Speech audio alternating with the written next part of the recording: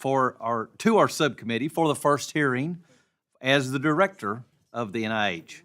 As always, I know along with my colleagues, we look forward to learning more about the scientific research that's done at NIH and the investments that are made there, and especially the investments in gene immunotherapy, revolutionizing cancer treatment.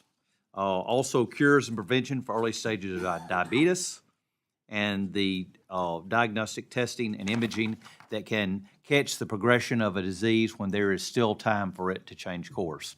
And no doubt every life is touched by the discoveries made by the investments at the NIH. I think that goes without question. It is the high value placed on NIH discoveries that make me disappointed to say that the NIH is the only entity within the Department of Health and Human Services that has not released an assessment or even made an acknowledgement regarding some of the failures in regard to the COVID pandemic. For many of the American public, trust in the institution is gone, and once lost, it will take great effort to restore. I would encourage you to put as a top priority rebuilding the confidence in the NIH as a leader in unbiased, nonpartisan, objective basic science. It is that history of research that has helped support medicine and that have saved countless number of lives. Annual funding to NIH, more than $48 billion, was given last year, larger than the annual gross domestic product for half the world. The magnitude of the investment showcases the importance of America's that we place on being the world's leader in research and in innovation. I know it is critical to our nation's security that America remain that leader. China's 1,000 Talents Program and outsized investments in biomedical research are clear dangers to our national interest. Combating foreign interference at our research institutions should be a top priority, and I want to let you know that you have our support. I look forward to learning more about NIH's efforts to protect security of data and intellectual property. In the current global environment, concerns over foreign influence on U.S. biomedical research have intensified.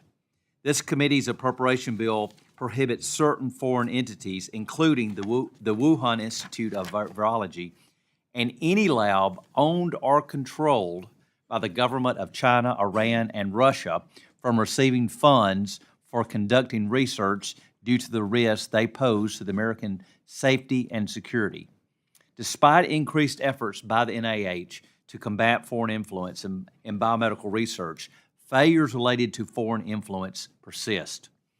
In 2022, the Department of Health and Human Services Inspector General issued a report and evaluated how the NIH grantees ensure that investigators disclose all foreign interest and support and review this information prior to reporting the information to the NIH. The OIG found that investigators, in some cases, neglected to disclose substantial foreign contributions, undermining the research integrity. The OIG also found that most grantees failed to meet at least one federal requirement related to our investigators' foreign financial interest and support. In addition, the OIG determined that many grantees lacked oversight practices that would help ensure that all materials submitted to the NIH were complete and were accurate. The OIG's recommendations were basic management practices. Ensure investigators are trained, have clear disclosure policies, and they would validate reports. Very simple, very necessary, and certainly overdue. Yet, it has been 2 years since that report was published, and the recommendation that the NIH modify reporting mechanisms requiring grantees to report financial interest and other support involving foreign entities remain unimplemented. Oversight of the grant funding given out by the NIH is paramount. Another top concern is also the range of research institutions receiving funding. 10% of the institutions get 75% of NIH funding. And I think to most everybody here, and I think most Americans, that's really unacceptable. These are the same elite institutions that saw campuses overrun by lawlessness and anti-Semitism. Much of this funding is not supporting basic science and research, but instead supports an ever-growing higher education administrative state. I support your efforts to increase funding for lower resource institutions and expand the base of schools receiving basic research grants. I also want to encourage you to exercise caution when determining your research portfolio. There is no need to wade into controversial research agendas. One thing is clear, we are not going to build back the public's trust wading into controversial core mission of basic science. The NIH is not operating under a current authorization, making it one of the largest expired authorizations in government. In addition, it has been decades since Congress made a comprehensive evaluation of the institution's structure. We have been creating one institute, center, office, or agency piecemeal for over the last 10 years, adding but not strategically or reorganizing it. This year, in cooperation with the Committee on Energy and Commerce, we solicited broad input from research communities to engage on this very reform. Instead of a bold discussion on how to move NIH into the future, we have gotten staunch adherence to the status quo. COVID has shown that the status quo is unacceptable. I hope that more leaders in the research community will recognize this pivotal opportunity to develop an NIH that serves science and the American public better. We understand that the House proposal is an opening start.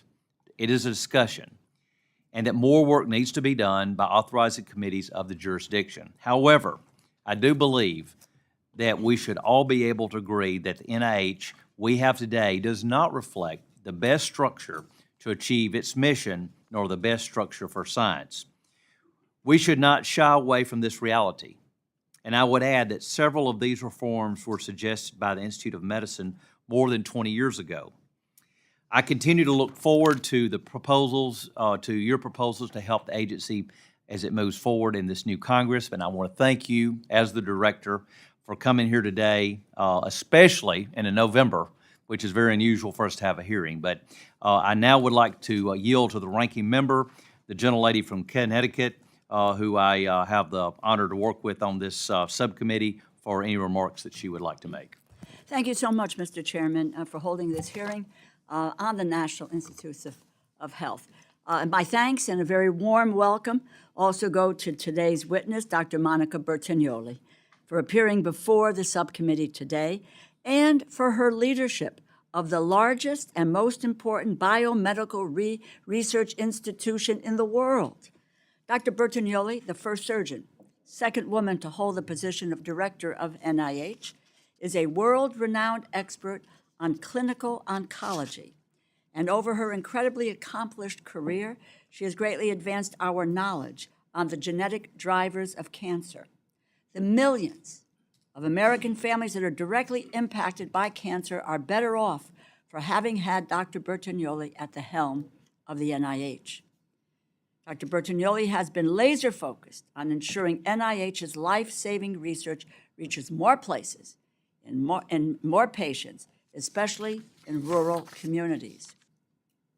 And she understands that health policy must be first and foremost based on science and data. And the American people are behind her. The American people do trust the NIH. Over 88% of Americans agree that basic scientific research that advances the frontiers of knowledge is necessary and should be supported by the federal government. I am proud of the broad bipartisan effort that has gone into building up this critical institution that brings hope to millions of American families, as well as patients around the world. From 2015 to 2023, on a bipartisan basis, the Appropriations Committee increased funding for NIH research by nearly 60%, from $30 billion in 2015 to $47.5 billion in 2023. For 2024, Congress passed another bipartisan bill to fund the NIH, supporting research into cures and treatments for cancer, Alzheimer's disease, ALS, mental health, maternal mortality, and protecting funding for so many other areas of life-saving research. We are a month and a half after the end of the fiscal year without a final labor, health, human services, education bill that can become law. This committee and this Congress should be focused on finishing appropriations bills before the end of this year. Some of my colleagues want to delay our work until well into next year by passing yet another continuing resolution. America is demanding change. They want border security, public safety, help with extreme weather and natural disasters.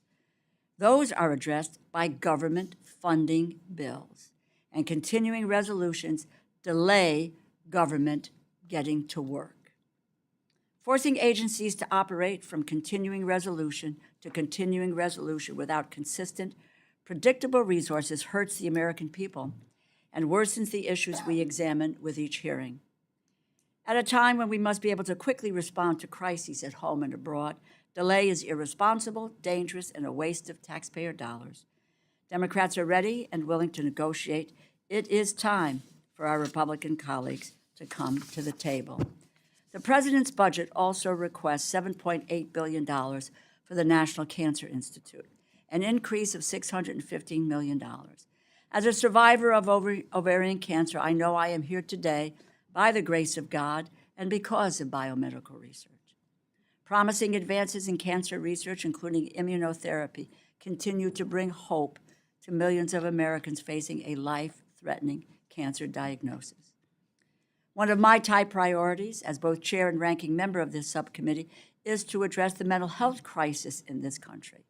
Tens of millions of Americans struggle with mental illness and do not have sufficient access to mental health care. I want to know how research is helping to understand what it is that's happening in our brains or in our genes, and how science can help to prevent or treat mental illness.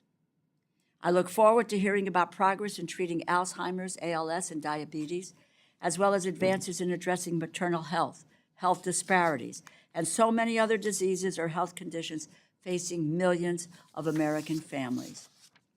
For this subcommittee, it is our responsibility to finish full-year appropriations for health, education, and labor programs, including life-saving research at the NIH. Which brings me to the topic of today's hearing.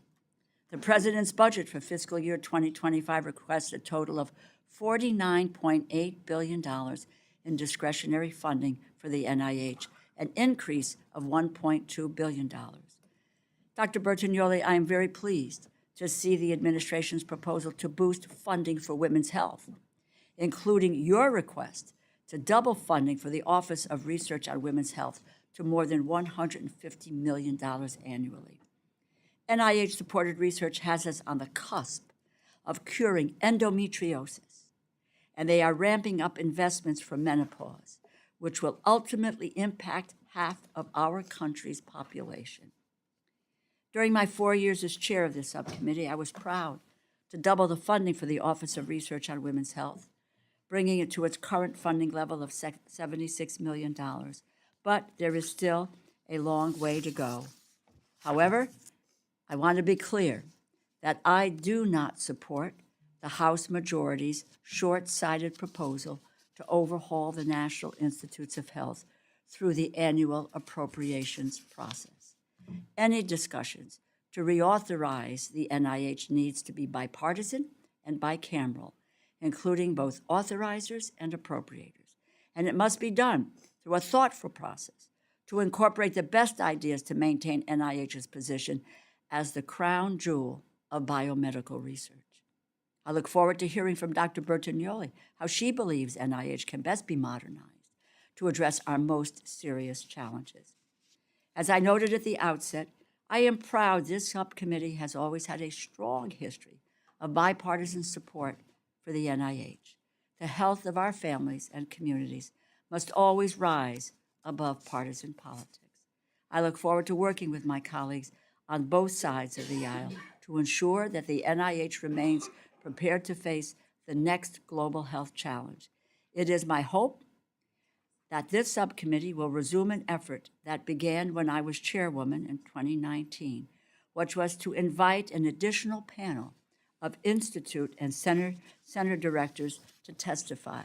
I value the research of every institute and center, and I believe it would be of great benefit to the subcommittee to have the opportunity to hear from others directly. Thank you again, Dr. Brotignoli, for being here today, and I yield back. Thank you, Ranking Member DeLauro. And at this time, we would like to recognize Director Brotignoli, and we look forward to hearing your testimony. Thank you. Chair Aderholt, Ranking Member DeLauro, and distinguished members of the committee, it is an honor to testify before you today. Let me start by thanking you for the funding you provided to NIH in fiscal year 24. I know you're facing a difficult year and appreciate the NIH funding you included in your fiscal year 25 bill. American taxpayer dollars that fund NIH go to every state in the union. Each year, NIH awards nearly, I could get closer. How's that? Sorry. Each year, NIH awards nearly 60,000 new grants supporting more than 300,000 researchers at more than 2,700 institutions across our nation. We are proud to contribute to nationwide innovation in biomedical research, to be a tremendous engine for our economy, and to support the next generation of researchers who will meet the challenges of the future. Decades of sustained investment in fundamental science are producing exciting results. How can we replace a defective gene, thereby achieving durable remission of a debilitating disease? How do we enlist the specific function of the immune system to cure cancer or autoimmune disease? How do we develop replacements for vital tissues and organs to return function lost by injury or disease? Our laboratories are delivering answers to these questions and many more every day. One of our top priorities is to earn back trust lost during COVID. We need to better communicate information about the research we do and how it benefits all Americans. Several programs to do this, meaningfully engaging people across the country, including the NIH Engage Initiative, the NIH Community Engagement Alliance, and Care for Health, a clinical research program for primary care providers and their patients, partnering with them in research that addresses their specific needs. Our work is urgent. This new network, involving all NIH institutes and centers, was stood up in less than a year. And in early December, we are looking forward to the first in-person meeting of investigators serving many rural communities. Going forward, we will broaden participation so that communities throughout the entire country can drive progress in health relevant to their unique needs. This nationwide partnership with the people we serve will go a very long way toward earning trust. NIH cannot meet its goals without integrating all that we learn from our laboratories, our clinics, and our communities. What makes this possible are data. We have data arising from a nationwide healthcare system linked through electronic health records. Researchers receiving the more than 60,000 brand new grants each year must make their data available for sharing with the broadest possible research community. That is a lot of data. And artificial intelligence has dramatically changed the way we think about its potential value. We must expand the National Library of Medicine to fully engage our partners, both within and outside of government, to advance data use, data analytics, and data science. We must put our data to work as the possibilities for discovery and health improvement are tremendous. We have so much important work to do. Families across the country are facing high rates of maternal mortality, struggling to care for those suffering from Alzheimer's disease and losing loved ones to substance use disorders. The 2025 President's budget represents support to address these critical needs, as well as many other important programs that I suspect we will discuss today. We know that we are not perfect. No agency ever is. We must continually to seek better ways to deliver what people need. We look forward to working with our newly reconstituted Scientific Management Review Board and with all of you to drive needed operational and administrative advances. NIH-supported discoveries have benefited all of us, and we are poised to do so much more. Your continued support of our mission to help all people live longer and healthier lives is crucial. Thank you for the opportunity to appear before you today. I look forward to answering your questions. Thank you, Director, and we will start the questioning. We will have 5-minute rounds as usual, and I will begin, as I mentioned in my opening remarks, in coordination with the House Committee on Energy and Commerce. We've worked with, this subcommittee's worked in proposing or reorganizing the NIH's 27 institutes and centers. Each of the institutes would be reorganized with its own administrative function into 15 institutions. We all want the NIH to remain the world leader in biomedical research, and the agency must be able to adapt to changes in science and new health concerns. And I hope we can all agree that it's important to periodically evaluate organizations as large and as important as the NIH. Former NIH directors have noted that agency's sprawling structure can undermine its effectiveness. A 2003 report by the National Academy of Sciences Institute of Medicine, which Congress directed, said that the decentralized structure made it difficult for NIH to set up strategic programs involving many institutes or to support interdisciplinary research efforts. The report recommended merging some institutes and other organizational changes to help NIH respond to fast-changing science and research needs. My question would be, does the concerns about the NIH structure and recommendations, even though it's been known for more than 20 years, do you believe it is a conversation worth having, number one? And number two, do you believe that everything at NIH is working just as it should? So first, we embrace change, effective innovation, development, and growth in response to our world, which changes all the time. We also embraced the recommendations of that National Academy's report. One of the things that has happened over the last 20 years, beginning slowly and now dramatically accelerating over the last 2 years, has been a mandate that the different institutes and centers across NIH work together, work across the strength of the enterprise to conduct critical projects for which collaboration is essential. I'll give you a few examples. The Pain Research Center, across about 12 different institutes and centers. The Adolescent Brain Cognitive Development Program. Diabetes Prevention Program and Outcome Studies. The Brain Initiative, helping to end addiction long-term. The Improve the Initiative for Maternal Health. All these are just a few of many, many examples where 10, 18, 20, sometimes all institutes and centers are working together. And I believe that that is incredible progress and goes a long way toward delivering what we need and meeting the needs, the very valid recommendations of the previous reports. The last thing I will say, and I've been public about this, my concern, really my main concern over collapsing our institutes and centers is what we have had each of those entities be, is the touchstone for the community out there that cares about particular diseases. We have to earn people's trust, and we have to be visible representations of certain disease groups and constituencies. So, for example, the people who are worried about Alzheimer's disease, even though it's across all of H Project, know to think about the National Institute of Neurologic Diseases and Strokes and the National Institute of Aging. That's their touchstone.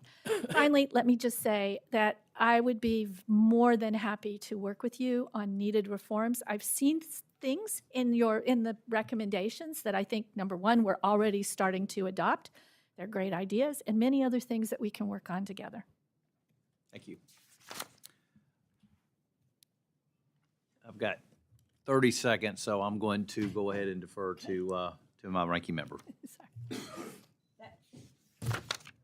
Thank you very much, Mr. Chairman, and thank you for your response to that effort, because I think it is what I said in my opening comments.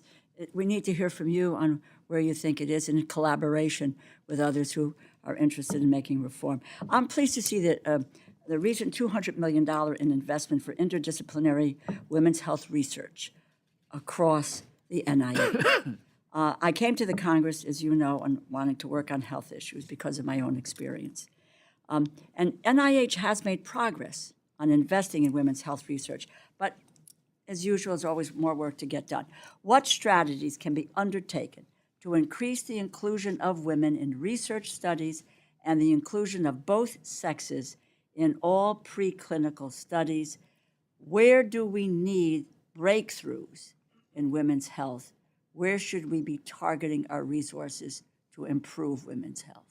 Yes, thank you. And we have been, frankly, energized yet again by recent attention to women's health overall. So first of all, through the Office of Women's Research on Women's Health, we've long had an approach since the office has been established, again, of collaboration across every single institute. Mm-hmm. What we've done with this new emphasis is a complete reassessment of where we are with women's health and some of the critical areas where we're not doing as well, where we're not making progress as much as we need to. Mm-hmm. Maternal health, that's a big one. Some under-resourced areas of research that are really important. I think menopause is one, endometriosis, polycystic ovary disease, some of these conditions of women that we haven't made progress, but we are poised to do with more emphasis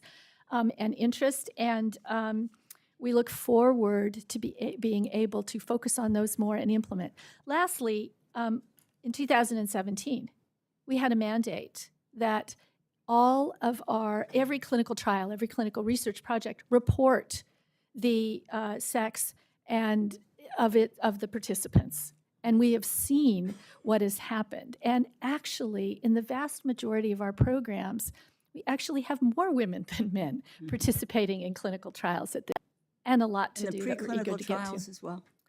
I'm sorry? Preclinical trials, both sexes represented?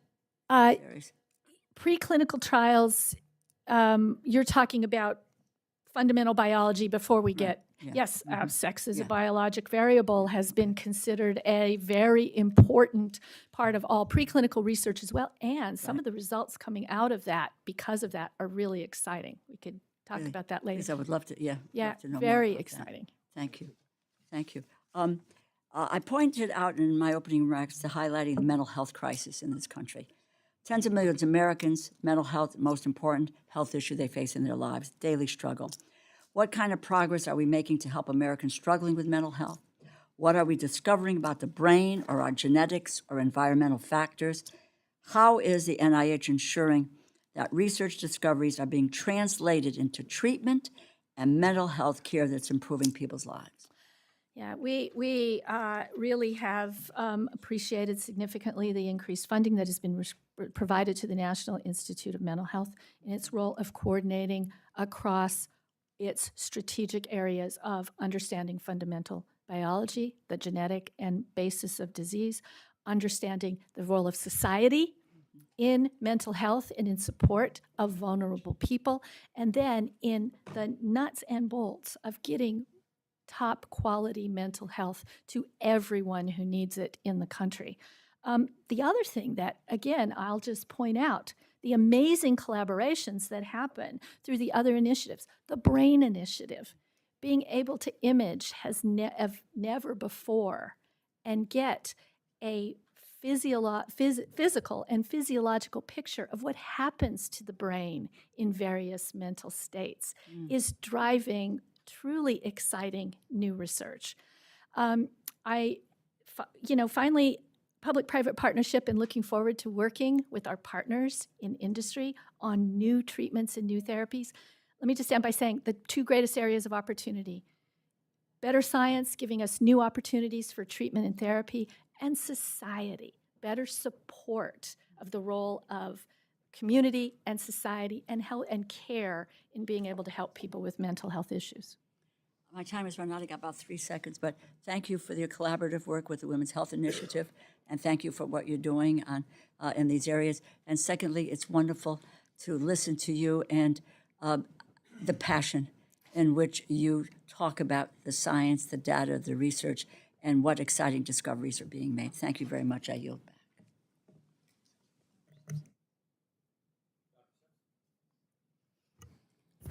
Thank you, Chairman. And of course, Rosa, she's great because she's from Wyoming. But she's also Italian. Doubly great. It's a twofer. Yeah, twofer. Thanks for being here, Doc. I appreciate you coming before the committee. A couple of quick questions. I don't know if the answers will be quick, but oral disease impacts nearly 3.5 billion people worldwide, ranging from disabilities for millions of Americans. Global oral health disease costs more than $710 billion annually, with the U.S. dental expenditures rising to $162 billion. These financial and health burdens show that researching oral diseases is a pressing public health priority. The National Institutes of Dental and Craniofacial Research, NIDCR, plays a pivotal role in advancing the health of millions of Americans by spearheading innovative research into oral, dental, and craniofacial health.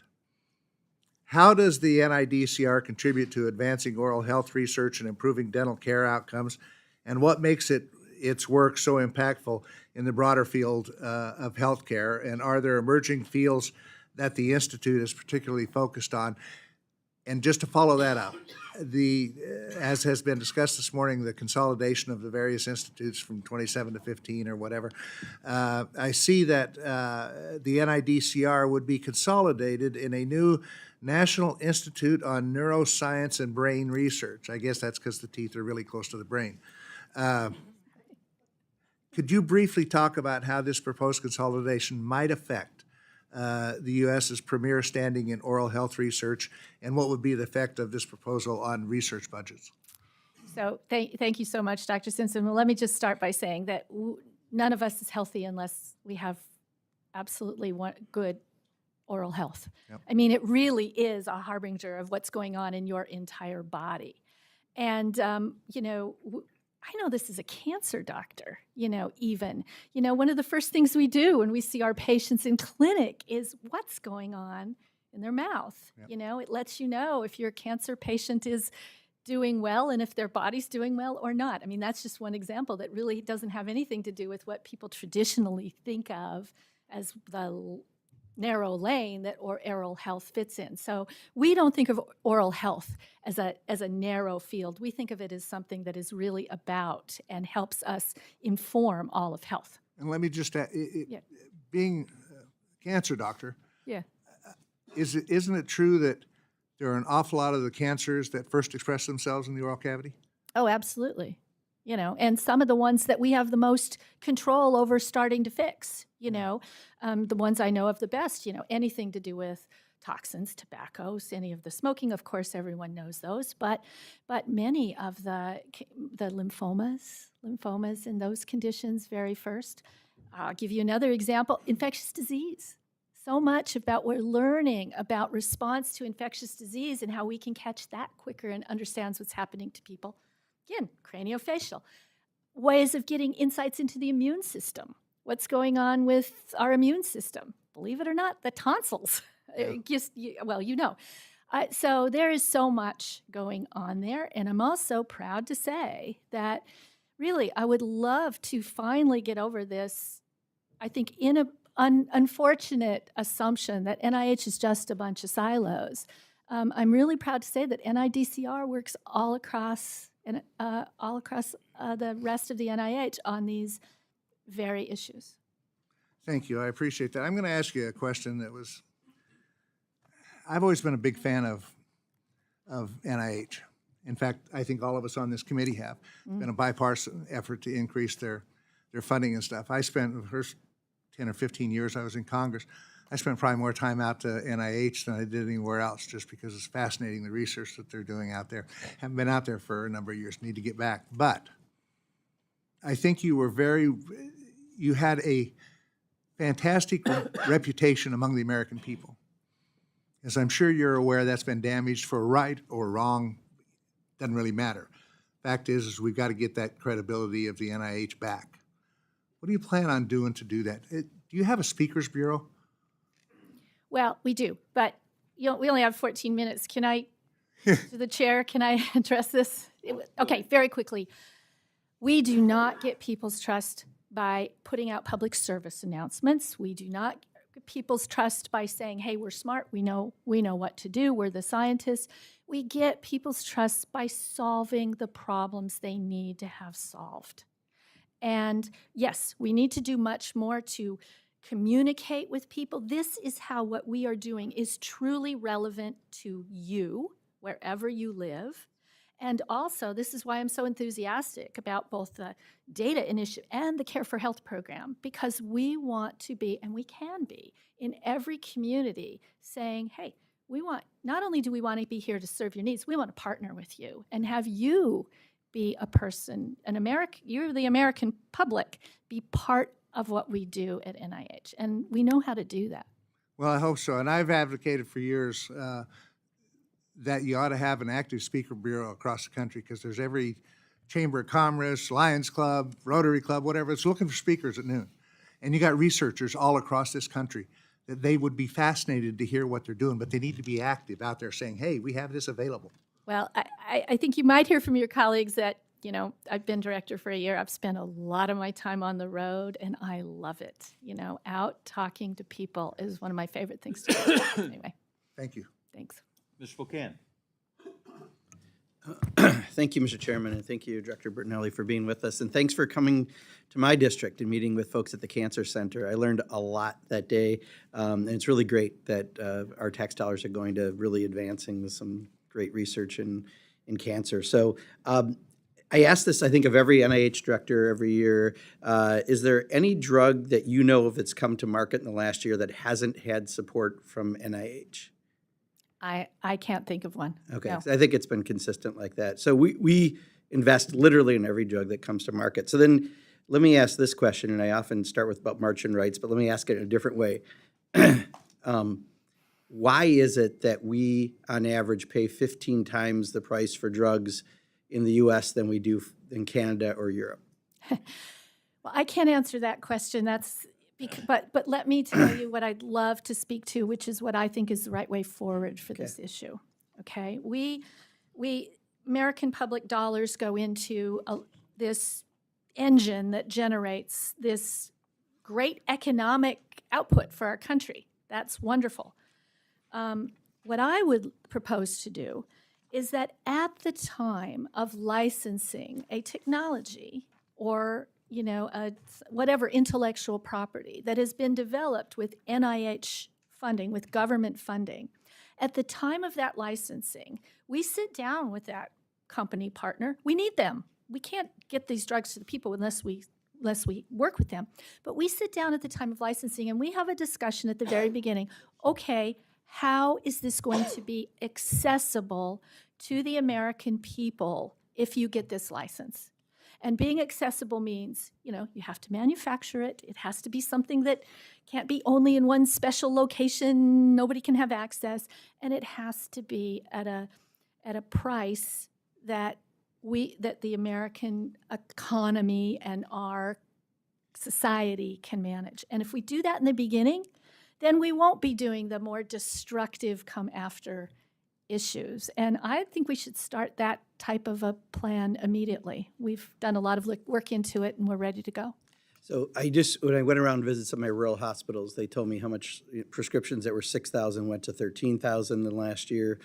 All the other issues that are out there. There's one, Novartis, a Swiss pharmaceutical company, has a childhood muscular atrophy treatment that costs $2.1 million, and a lot of insurance companies isn't covering it. They got $500 million from NIH. So I love your proactive idea, but what do we do about something like that right now? If your child has a chance to live but can't have that opportunity because of the price that's set, insurance won't cover it. The fact that we're funding every one of these drugs but we don't have a better answer is honestly impossible for me to explain when people raise issues like this. What do you say to that? So I am a passionate advocate that everyone should receive the benefits of what NIH has been able to contribute to, everyone who needs it. And I think an issue like this, I would be very proud to work across all of government to try to bring whatever knowledge we have at the NIH and capabilities to make that happen. So because I ask this question every year, and every year I have to come back to it because it hasn't been solved, what can we do in the next year towards trying to solve this? Because, there's other drugs for sickle cell and for, I think it's hemophilia, or not hemophilia, it's a different one, but $2 and $3 million for a single treatment. Just having another conversation a year from now about this doesn't help the people that weren't helped in the last year. So what can we actually do right now to try to help on this? Let me give you one for sure that we want to own at NIH. We've been working very closely with the FDA on this as well. Gene therapy for very rare diseases. No company is going to even do those. What if you're a parent of a child who's got this rare disease, and we know if we work hard, our technology will be able to cure that child? And the for-profit industry is just never going to do that. So one of the things that we are planning on, we're developing and have a program ready to go, is that we will start delivering more out of our pipeline of gene therapies for rare diseases.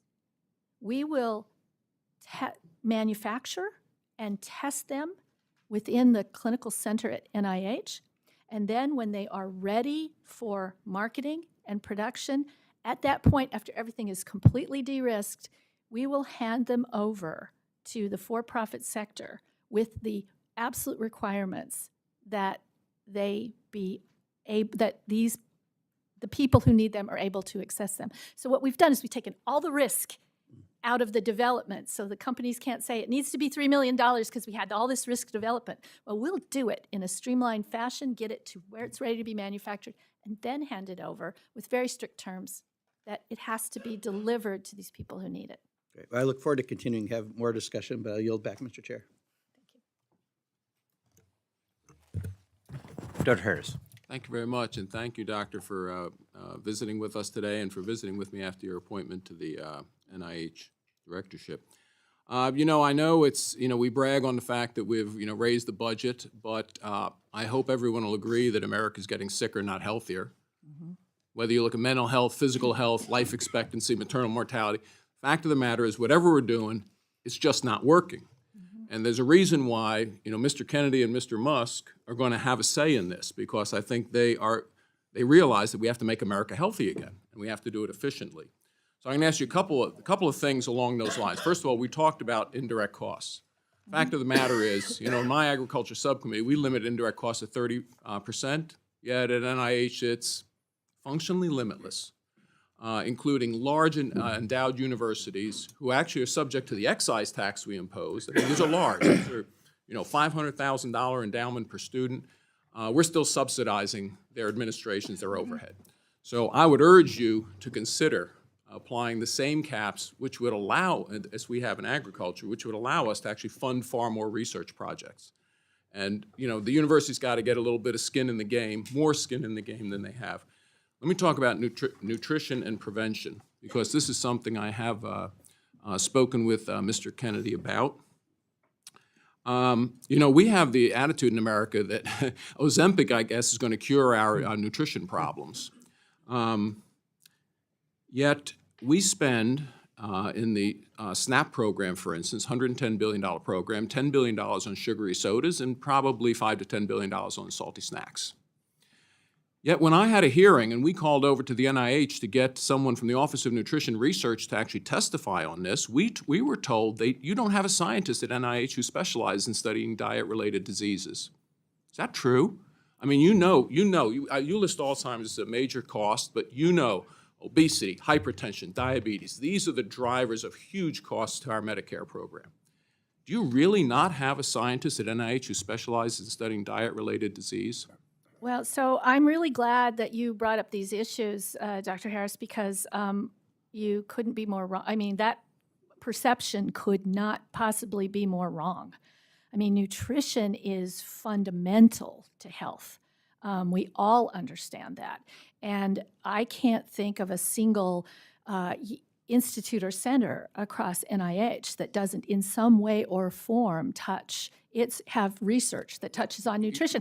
You're missing my question. Okay. In the Office of Nutrition Research, we were told you don't have a scientist at NIH who specializes in studying diet-related disease. Is that true, or were we told that because NIH just didn't want to get involved in this argument over the SNAP program? You'll have to get back to me because obviously you don't know the answer. That's what we were told. I got to tell you, Mr. Kennedy will probably change that over at NIH. I believe that's incorrect, but yes, I will. Well, get back then to you'll have to explain to my office why we were told that you don't have one. Because given the huge cost of obesity, hypertension, diabetes, cancer, which you know as a cancer specialist is diet-related, how you do not have that at the NIH, I don't understand, but it might be why, despite a $50 billion budget request, we're actually sicker now than ever. I don't know. The issue of trust of NIH was brought up. Now, you recently received a letter from House Oversight regarding a $9.7 million NIH grant after Dr. Johanna Olson-Kenny, the medical director of the Center for Trans Youth Health and Development at Children's Hospital Los Angeles, told the New York Times that she plans to delay publication of her study, NIH-funded, because the multi-year study found that puberty blocker treatments for adolescents with gender dysphoria did not experience mental health improvements. Did you receive that letter? I did. Is it true that she's delaying publication of an NIH-funded study because I guess someone didn't like the outcome of the study? I know the same thing you know, which is the article from the New York Times, and we have not seen a publication of that study yet. So as far as you know, it's true what was published in the New York Times. You have no reason to doubt that the New York Times published exactly what a $9.77 million NIH grant recipient is delaying publication for, I will say, political purposes. Well, is the position of the NIH that that's acceptable so for an if you NIH will, grant I would really love to address this issue for you. First and foremost, NIH concentrates on science, not on politics. We actually have a mandate, an integrity mandate against political interference in our work. That is the law for us, and we abide by that completely. This particular issue, the particular issue of whether what our grantees publish or not, we absolutely encourage our grantees to publish. It's also probably the leading criteria for them ever to get any funding in the future. If they haven't published on what they did before, they're not going to get funded again. But more important than that, there's two safeguards to make sure that the public gets access to data as a result of publicly funded research. And this is not an option for the individuals. They have to submit a progress report every year. And when their research is done, their data becomes the property of the public. It is U.S. government data and has to be shared appropriately with the biomedical research enterprise. So even if an individual, we don't compel them to publish, but even if they don't, we will have those answers to deliver for the American people and for you. All I can say is the American people spent $9.7 million on that study. That study should be published because, as you know, this is what creates the doubts about the NIH. Yield back.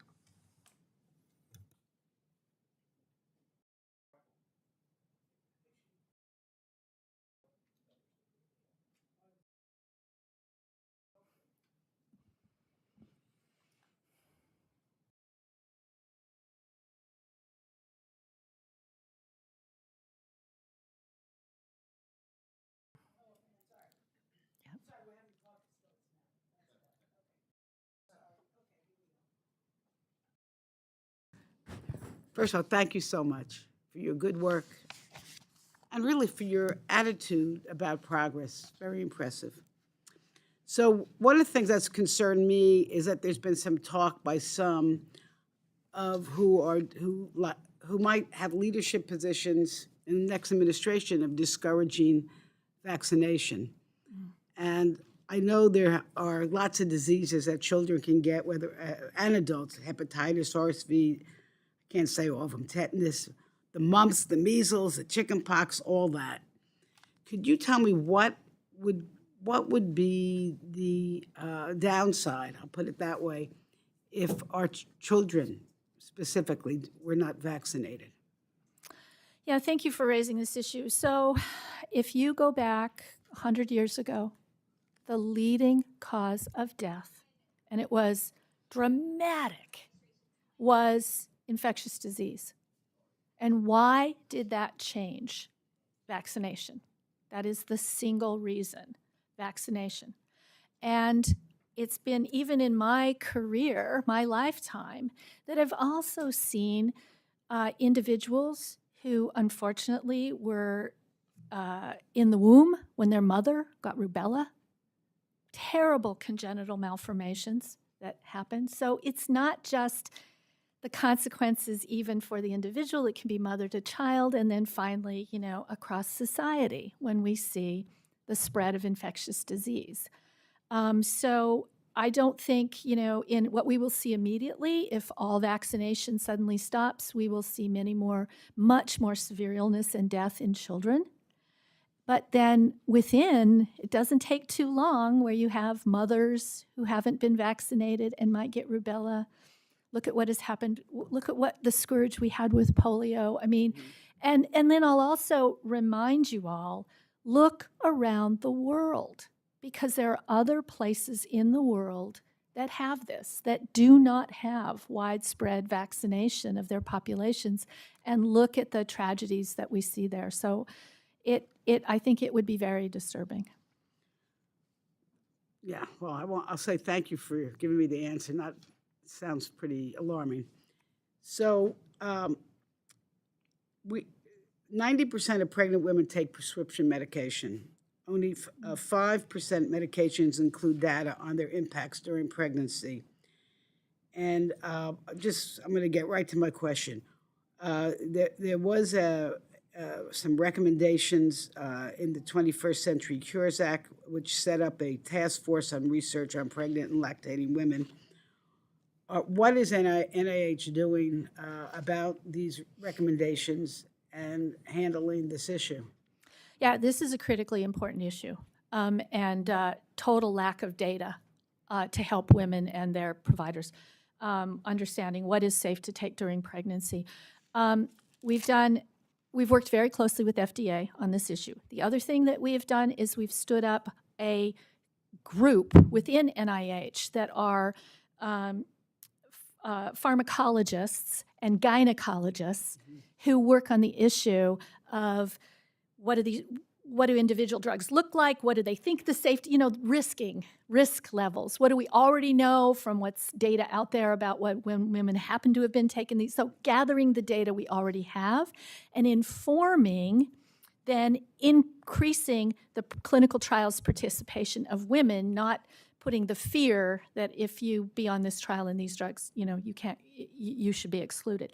But I have to say there is still one tremendous roadblock, and that is the huge concern over any trial that's being run certainly by the pharmaceutical industry over litigation if there is some untoward effect during pregnancy and their drug was being tested. So we can do everything we can to figure out what can be safe, how to care, and advocate for inclusion of women in more of these trials, but I think a real solution is going to take some kind of more security for the people who are, the companies that are at risk when they do these studies and are worried about litigation. Real quick, we know that Medicare has been negotiating the lower costs of drugs. Hopefully that'll be implemented eventually, probably in the next year or so, I think. But what do you anticipate that means for the health of our seniors? Well, I think anything that increases access to needed medications where we have great proof of benefit, anything that can increase access to everyone who needs it is going to be of great benefit. And this would be, certainly affordability is one of the issues with access. Thank you very much. I yield back.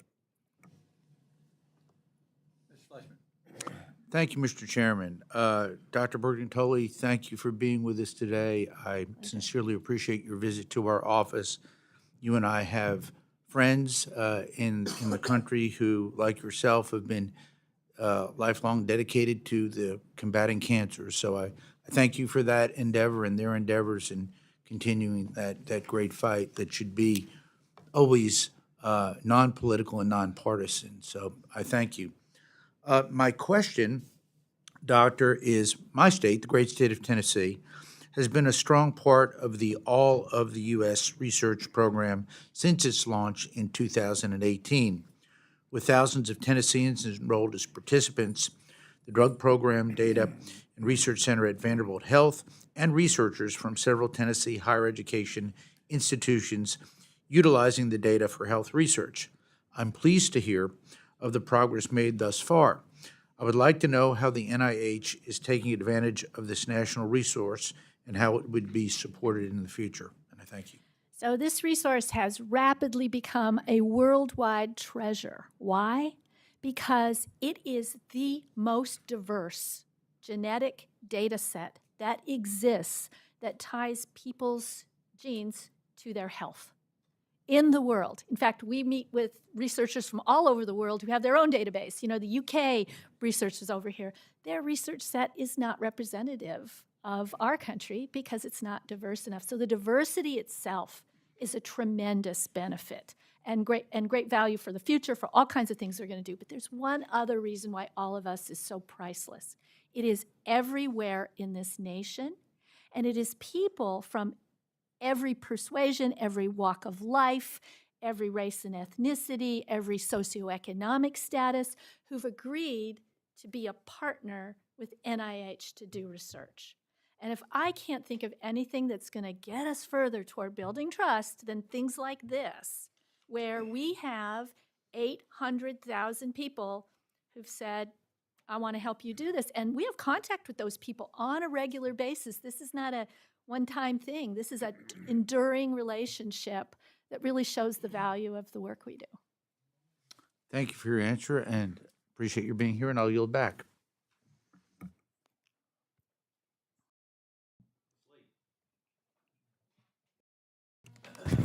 Thank you very much. I apologize for having to step out, but thank you again.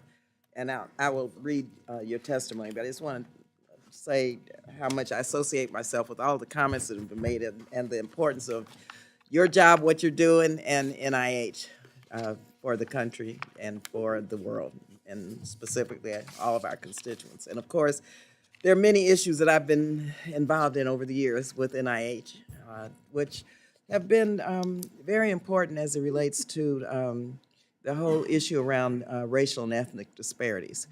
And so important. And I wanted to ask you a couple of questions about the sickle cell trait research, because it's very important, and NIH and very few had been focused on this because there's a lack of understanding of the environment and the genetic factors associated with the sickle cell trait. Now, a couple of things.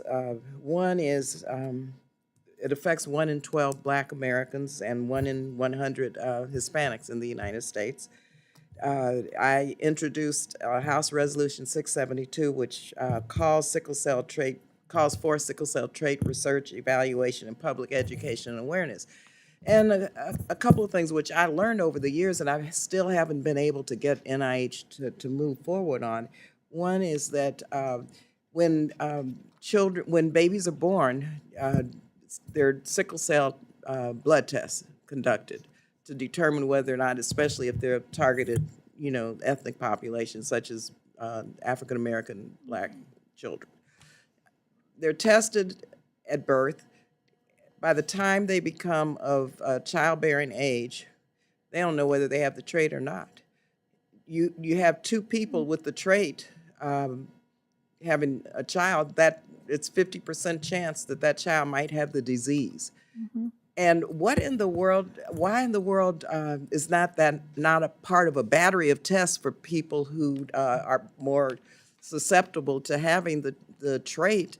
I mean, and just on a personal note, I didn't know I had it. And someone said, well, you better check because, you know, if you have children, that child could have the disease. And so what is it about this research that has not been done that we need to learn about, that you all need to be able to move forward to make some decisions about how to make sure that, you know, Hispanics, Black people, people who are more prone for sickle cell disease get tested at childbearing age as part of a battery of tests? Because who knows if they have the trait? You know, the parents don't even know. So I really appreciate this these insights, because it's a part of, you know, even a much bigger issue, right? What's our health? It's the genes we inherit, and it's the environment that we live in. It's our communities, it's our environment, it's our nutrition, it's all of these things. And what we need to do is to understand those relationships, being able to uncover when we know there is something that introduces risk in people, and being able to get, when we have that, those goods and services out to. But we already know that two people with the trait, the research has been done, two people with the trait have a 50% chance of having a child with the disease. We know that. Correct. So why don't we do something about it? I do think that I do agree with you that when we know we have a risk assessment like that, that then has implications for how people should be treated, then we need to work with the care delivery and public policy arena to make sure that our useful data is acted upon. But I guess what I'm trying to wrap my head around is why, you know, that won't NIH come forward and say, look, we need to make sure that in a battery of blood tests, that there's some, whatever strategies you use for labs and for physicians that make it a requirement, or at least ask people, do you want this? Because of the risk factors of having children with the disease. I just can't figure out why, because we don't need to start with the research. We know that. I think we can always do better on the implementation side of everything that we do, and I think you raise a very important issue that we could start, you know, considering. And I will say that this is one specific issue that's very important, but we have many more. Yeah, no, I understand, but this is really cost effective. We're trying to find a cure for sickle cell disease, and when you are able to prevent it, you would think that we would be doing that as a priority. I will say, along with the other the other discussion we just had, that the All of Us program has wonderful return of results to all of its participants, and sickle trait is one of them. So we're proud of being able to do that in a research format, at least. Yeah. Again, it's part of the racial and ethnic disparities that need to be highlighted and prioritized, because it really affects Black people, people of color, and it's not been a big priority of you guys.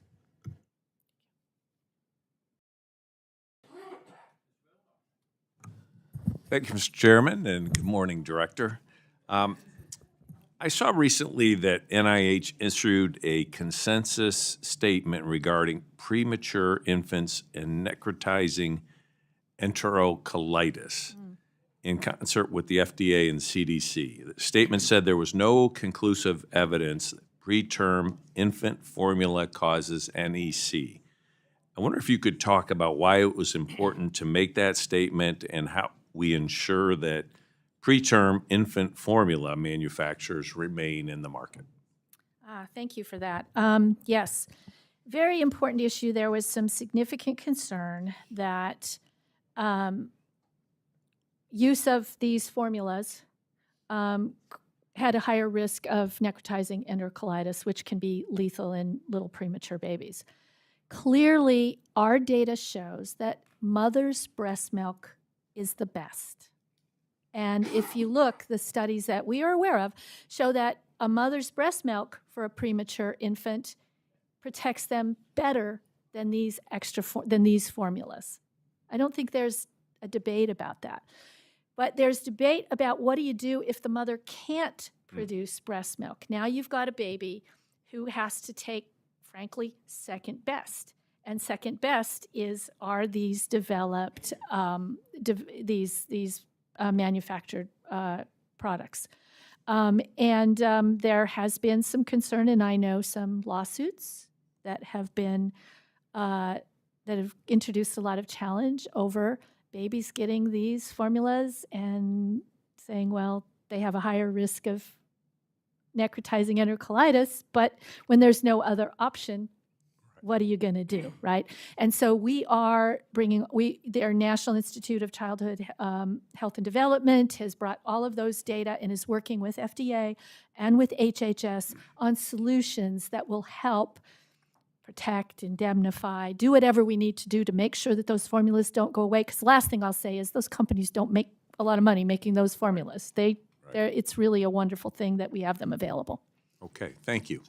I also wanted to bring your attention, something that was brought to my attention from a Michigan family made me aware that a child suffered from FSGS, and I'm not even going to try and pronounce the name of the disease, but it's a rare kidney disease that damages kidney filters, allowing waste from blood to impede kidney function.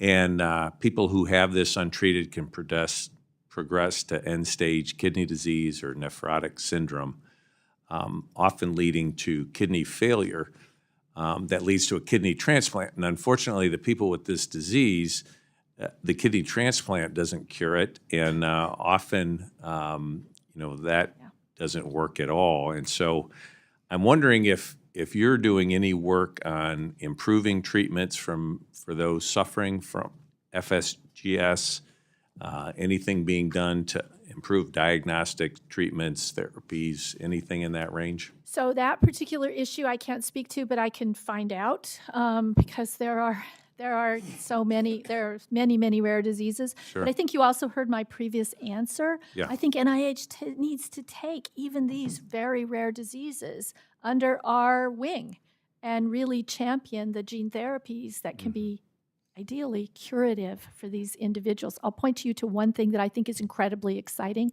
We have a researcher who is doing in utero gene therapies. Wouldn't that be wonderful if we could test a baby even before it's born, deliver a treatment, and eliminate suffering from things like this? And we really want to be a part of that. I was intrigued by what you were talking about, the biomedical research on rare diseases and the desire to, because there's risk involved and not a lot of profit involved for a business, that you're working towards developing these therapies, maybe even pilot plants or manufacturing, testing them. I think that's very encouraging to hear, and I would love to learn more how I can be supportive of that. Well, thank you. And I think I'm sending the message that we are responsible for everybody, and we really have to be here for what the private sector can't do.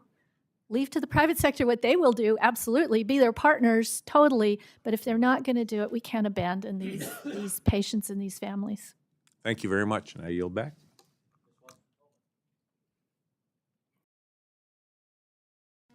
Good morning, doctor. Thank you for being here. First of all, let me just say I'm a cancer survivor, and that was because I was detected early because of all the wonderful work that's been done in research. My parents both died of cancer, but I'm a survivor thus far, so I'm grateful for that. But I am concerned that other folks aren't as fortunate as I am.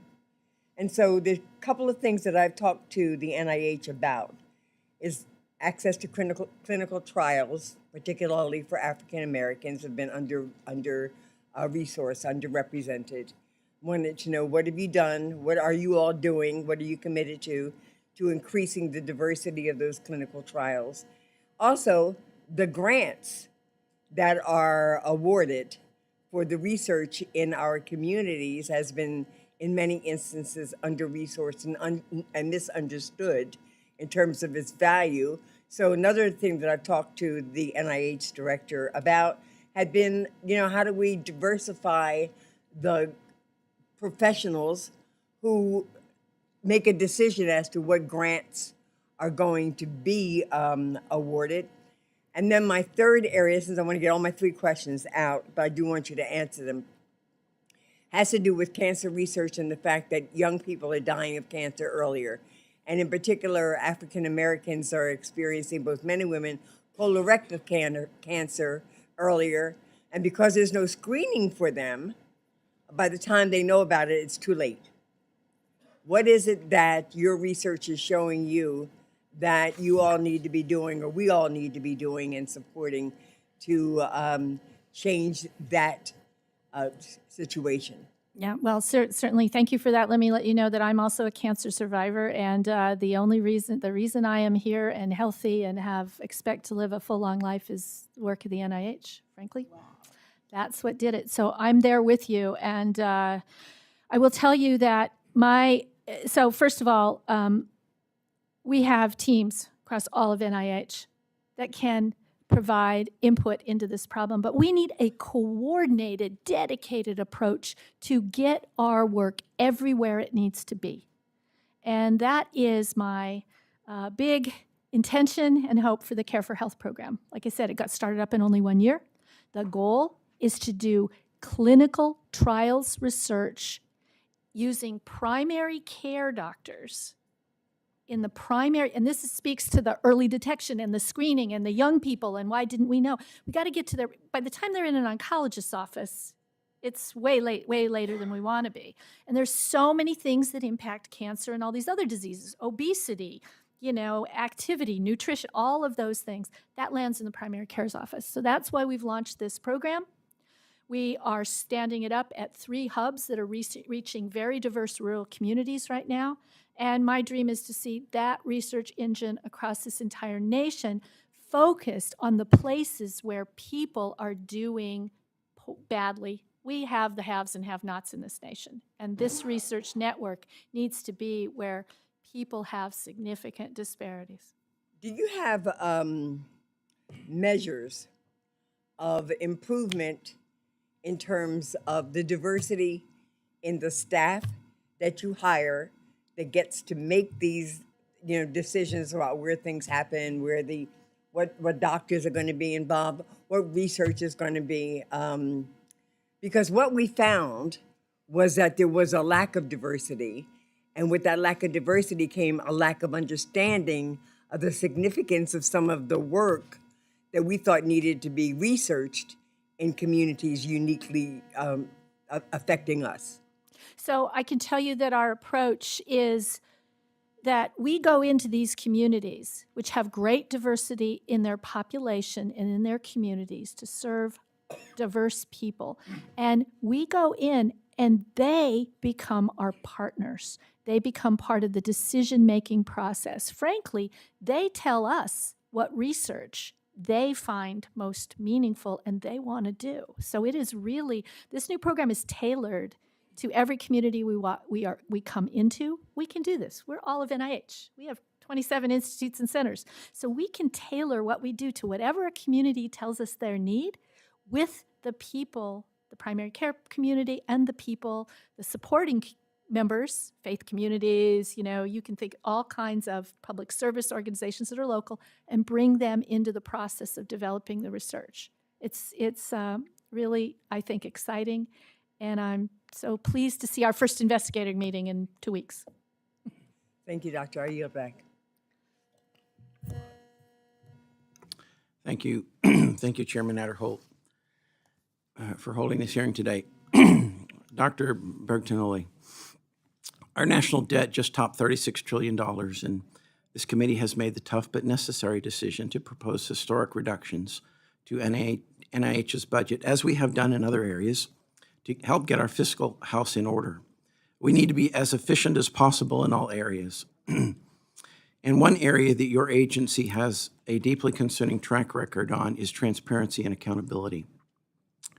In July of 2021, the National Archives investigated the unauthorized disposition of HHS Secretariat records. And on July 10th of 2023, an investigation was opened regarding NIH officials using personal email accounts. Now, NARA's Inspector General is investigating similar issues within NIH.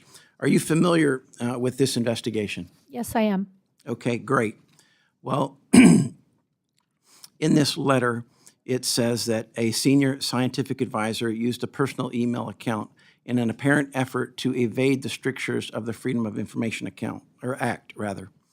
Now, it also asks in paragraph 2, it says NARA requests that NIH investigate these allegations of unauthorized disposition of NIH email records, and it asks, please provide a comprehensive report within 30 days detailing NIH's findings. So my question to you is, have you responded to NARA? So I can unequivocally say that it is completely unacceptable to violate our laws and all the principles of NIH by inappropriate management of public records, which are crucial, and by the activities that you listed here, completely unacceptable. For the specifics of the issue you refer to, I cannot comment on ongoing personnel matters within our agency. Ma'am, this is not necessarily a personnel matter. Congress is an investigative body. We are doing an investigation here, okay? So your response to us has nothing to do with an ongoing investigation of some personnel matter, all right? When I ask you a question, I need a response. So the question is, have you responded to the Office of the Chief Records Officer of the United States government regarding this breach of law? It asks for a response in 30 days. Have you responded or have you not? Because the investigation is still open. I mean, it is still open, and it's been, I mean, you've been the director now over a year. This letter was sent 4 months before you became the director. So this has been now a year and 4 months. We're talking about a different matter than I understand if it is something that has been around for a year and 4 months. It has been. This letter was dated July 10th, 2023. Okay, so I will have to, first of all, absolutely, we take our responsibilities to Congress for your right to receive our records and to make a timely response to your requests, but I will have to look into this matter.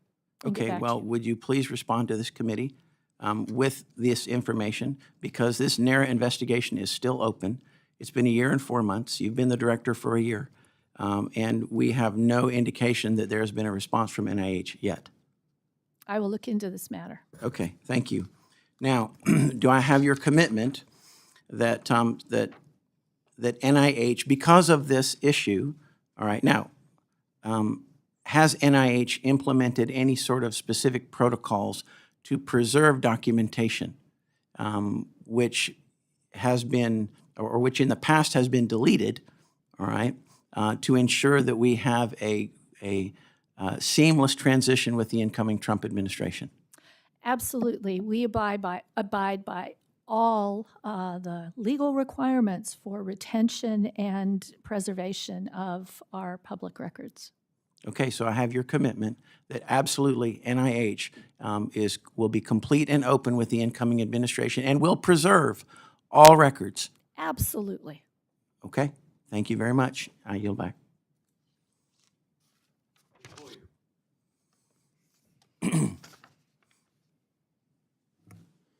Thank you very much for being here. I'm going to ask you some general questions. First of all, we've had very few hearings about an agency on which we spend $50 billion. 10 of the 27 institutes and organizations that you have account for about $40 billion, a little less than $40 billion of that. Cancer being the number one and IAID and others having similar numbers but lower than the Cancer Institute. Would your directors of at least the 10 who account for about 80% of the spending be willing to testify before this committee regarding the fiscal year 26 budget when it comes up next year? I'm sure they would.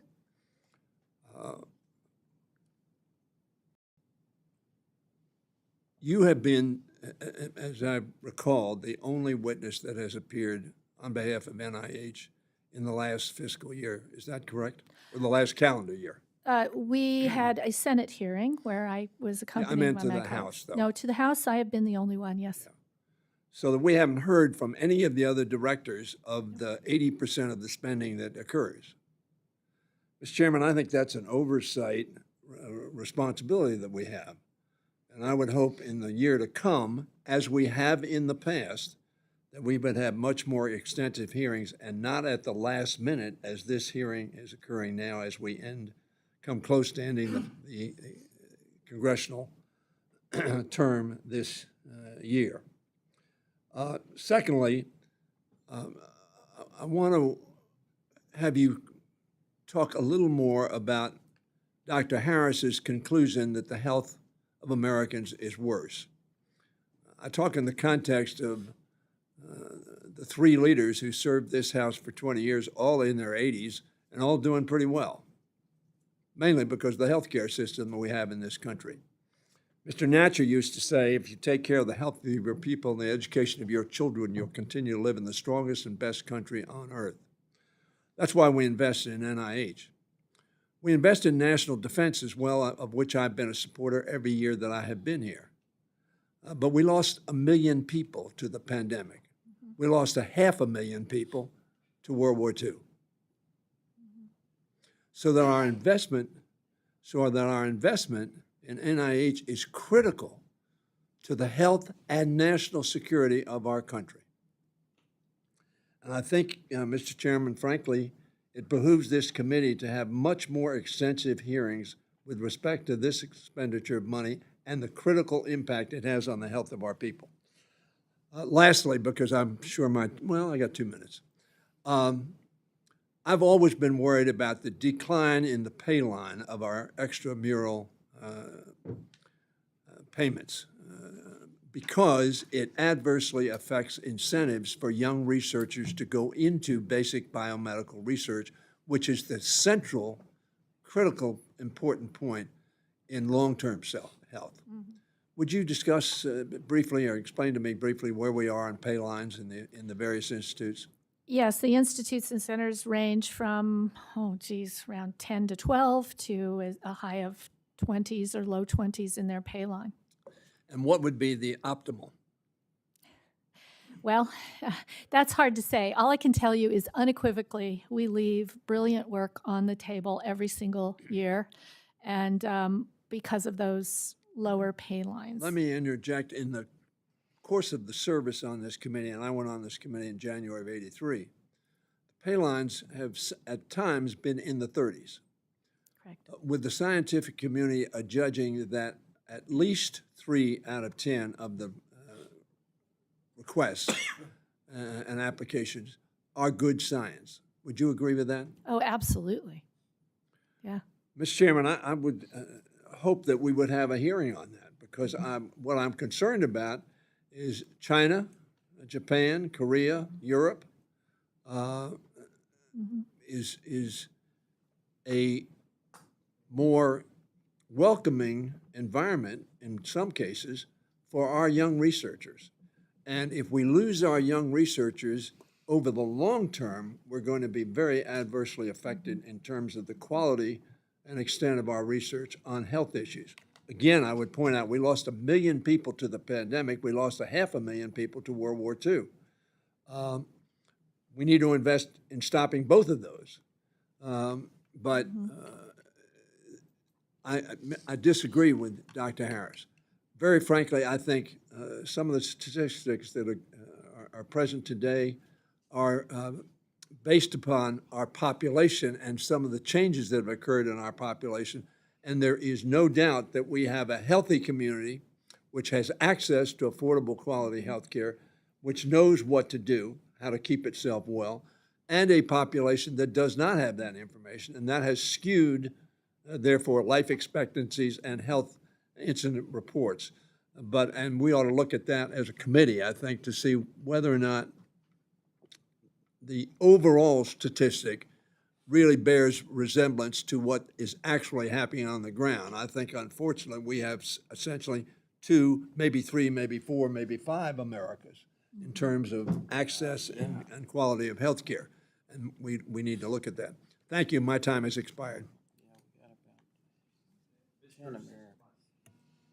Thank you, Chairman. And thank you, Director Maternal, for being here with us today and for coming to testify. I'm specifically interested today in hearing from you, Director, and how you have worked to increase engagement on women's health matters, as well as what has been done to include more Hispanic representation in studies, particularly in research dealing with Alzheimer's and cancer. And it was already asked in general terms on women's health, so feel free to touch on that if you want to, but because it's already been covered, I'm going to jump right into the second part here of what I mentioned. Thinking specifically about cancer, the University of Arizona is a Hispanic serving institution, proudly hosts a comprehensive cancer center, where currently research is being done to understand how cancer, like breast cancer, lung cancer, or ovarian cancer, are specifically impacting Hispanic communities. What is the NIH doing to support these endeavors, and what does the NIH need to ensure recruitment and retention of women, especially from those underrepresented groups, into clinical research? So yes, thank you. You hit such a core topic and principle for me. You know, biomedical research has to include everyone, and it matters, okay? We're the genes we inherit, but we're also our society, our environment, where we live, what we eat, our culture has profound influences on health. So including diverse cultures, like I know the Hispanic community is how many different diverse cultures, right? It's certainly not a monolith either. This is why I don't think we can really do our job unless we bring our research inclusively to really every community in the nation. This sounds like something that couldn't be done. It absolutely can be done in a very positive way. I'll say it again. We have a plan to do this with the Care for Health program. And the last thing I will say in there is I fully expect that not only will this program give us the data we need that says this is how a Hispanic community in Arizona is different than a community in northern Montana in respect to what we need to do for health. It will also, in those parts of the United States that really have poorer health and poorer health care, raise the quality of their health and their health care because we are in there doing research. If lots of I'm research saying that. definitely focusing, hoping on that as well. When it comes down to finding those, getting those findings, and regarding the efforts you're already working on, what timeline around that are you looking at? When can we get some of this information? Well, 'Cause I've asked Secretary Becerra about this as well, and I get a positive response and an openness and optimistic engagement, but I don't know if I've seen actual progress or data on this. Well, as I said, we stood up this new community research enterprise. In 1 year, we're having our first investigator meeting in 2 weeks to launch the studies. And we're launching studies that that are already ongoing, that these communities will participate in, just to really supercharge it, to get it running and start getting results immediately. And those studies will be about what the communities need: pain, nutrition, substance abuse, maternal health, all the core issues that those communities need. Okay, let's jump into something that also impacts the group that I'm talking about here directly, switching to Alzheimer's. I've been learning a lot about this disease. I've been working very closely with my community in Southern Arizona on this. I've jumped with both feet in on helping here and doing something about this. My neighbor was recently impacted by this, my neighbor's wife. So it impacts, once you really start paying attention, it's out there way more than I think most realize until you start really looking into it. So researchers, again, at the University of Arizona estimate that by year 2060, the Hispanic population will at least double the size, and that the Hispanics are about 1.5 times more likely to be diagnosed with Alzheimer's or dementia. So what is the NIH doing to understand these trends? And also on that, what can we do to ensure that the Hispanic and Latino populations are being sought and included in these clinical trials also? Yes, so Alzheimer's disease, incredibly complex issue that lots of generous funding coming to the NIH has really helped us take an incredibly comprehensive approach, okay? And this is our mantra. It is the fundamental science. What are the genetics of Alzheimer's disease and how do they affect people's risks? What is the environment and what are those contributions? And critically, and use those tools to develop new treatments, but not ignoring the role of prevention, right? You can't start managing Alzheimer's disease when somebody is 55, 65, and they're already exhibiting symptoms. We have to be able to detect it so much earlier and to intervene with people at risk far before to prevent them or at least ameliorate the symptoms that they have, keep them healthy and thinking and with us as long as possible. So there are efforts across that whole spectrum. And I will say, I also have an iron fast commitment that anything we do in the development of these new therapies will get to every single community. Thank you. And thank you for that answer. Out of time, Chairman. Thank you. Thank you, Mr. Chair. Thank you, Director Bertignolli, for being with us today. According to the Department of Health and Human Service Office of the Inspector General, about 80% of NIH funding goes to support research grants, including grants to foreign organizations. In 2002, NIH awarded approximately $257 million in funding to 224 foreign grant recipients. As I'm sure you're aware, a report released by the Office of the Inspector General last December found that the vast majority of foreign grant recipients failed to complete and submit even the required annual audit reports, making it impossible for the NIH to effectively monitor these foreign grant recipients. The report found the NIH did not receive 81 of the 109 annual audit reports for foreign grant recipients, and for 7 of the 10 audit reports that required follow-up actions, the NIH did not follow up. What policies or procedures have been changed since the release of this report? This is an Appropriations Committee. I think we have responsibility to the American taxpayer to demand accountability for the money that NIH administers.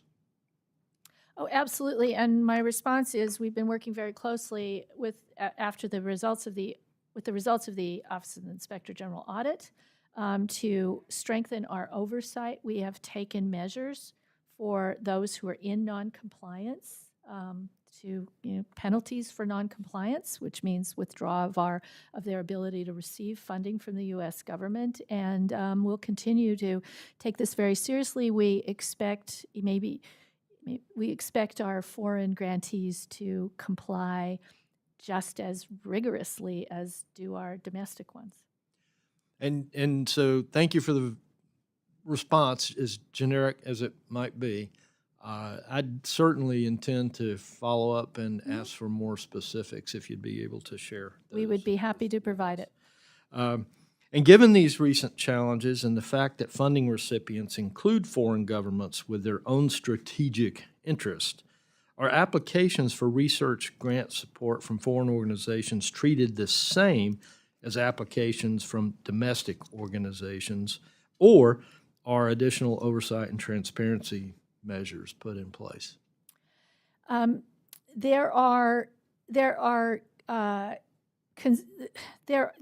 investigation and oversight that have to do with the ability of of any grantee, but this particularly applies to foreign grantees, to have the policies and procedures in place that would allow them to fully comply with all our laws, rules, and regulations. So any organization, whether domestic or international, has to have federal assurances that say, if you're going to get this money, you have to follow all the rules. And those same stringent requirements apply to foreign grantees. So the same standards apply. Wouldn't you agree that a foreign entity should be held to a different standard than one domestic? I'm not sure, so I think that our policies should be equally stringent no matter where our federal money is spent. And that is the approach that we take. I can tell you that I believe that money that we send abroad should be scrutinized in a far, far different way. Next question, and as I'm sure you're aware, rural populations are historically underrepresented in clinical research and often experience poor health outcomes. North Carolina has one of the largest rural populations in the nation, and my district has some of the most rural counties in the state. Given this context, how does the proposed budget ensure that rural populations are incorporated into the research? So the proposed budget includes funding for the Care for Health program, which is focused entirely on rural populations and making sure that the entire breadth of all 27 institutes and centers of NIH have an infrastructure and can bring their research to rural populations. And we're very excited to get that started immediately. Thank you, Mr. Chair. I see I'm out of time, so I'll yield. And what we're going to do now is we're going to go to a second round. We still have a little bit of left time before the noon hour, so I'd like to reduce it to 3 minutes in our questioning. So we will proceed with that, and I'll begin. Congress has provided $4 billion for the Advanced Research Projects Agency for Health, better known as ARPA-H, since it was created back in 2022. ARPA-H was designed to be distinct from the National Institute of Health, from how it designs its programs to streamline processes for funding high-risk, high-reward programs. ARPA-H's program managers are also subject to term limits, and the research teams that program managers oversee must meet regular performance metrics or risk having their work stopped. Given these agencies' sizable budgets and the need to be good stewards of federal taxpayer dollars, I'm concerned about the possibility of duplication between ARPA-H programs and NIH research. The question, how does NIH coordinate with ARPA-H to ensure that agencies are not duplicating research efforts, and what processes are in place to prevent duplicative efforts overall? So, thank you. We have a formal process for avoidance of duplication of funding. It begins when a study is proposed and gets carried through when any award is made to ensure that there is no duplication of funding.